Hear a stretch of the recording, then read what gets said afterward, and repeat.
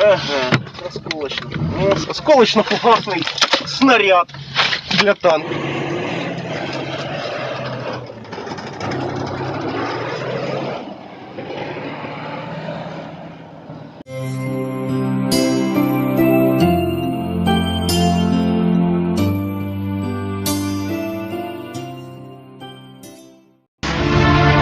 Presiden Amerika Serikat Joe Biden mengatakan pada Januari bahwa dia telah mengirim lebih dari 600 juta dolar Amerika bantuan militer ke Ukraina sejak menjabat setahun sebelumnya.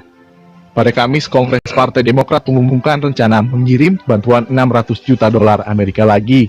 Namun fakta mengejutkan terungkap saat militer Rusia mengatakan pada Jumat bahwa mereka telah menyita sejumlah besar senjata yang dipasok Barat di wilayah Ukraina. Dua sistem rudal Fire and Forget telah menjadi bagian penting dari bantuan Barat yang dipasok ke Ukraina dalam beberapa tahun terakhir, yang dimaksudkan sebagai pertahanan lunak melawan pasukan lapis baja Rusia yang cukup besar.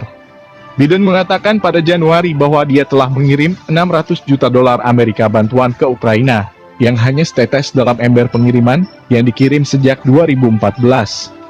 Namun NLAW baru tiba bulan lalu sebagai bagian dari pengiriman yang terburu-buru di tengah negosiasi yang tegang antara Rusia dan NATO.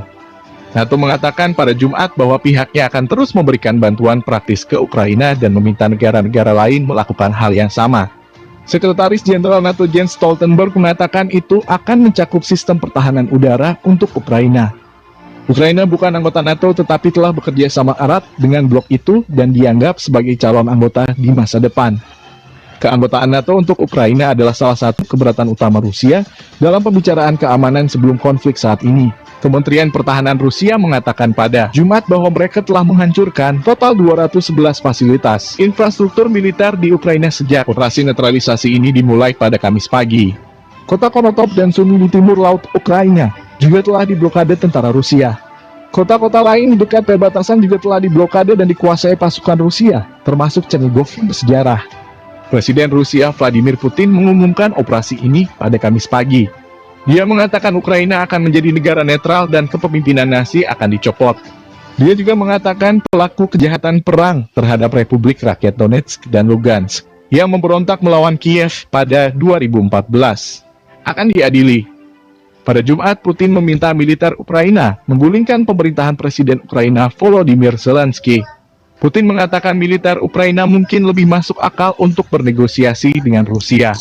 Menanggapi operasi tersebut, Barat telah menerapkan sanksi ekonomi berat yang menargetkan lembaga keuangan terbesar Rusia, utang negaranya, perusahaan utama milik negara, dan industri ekspor utama.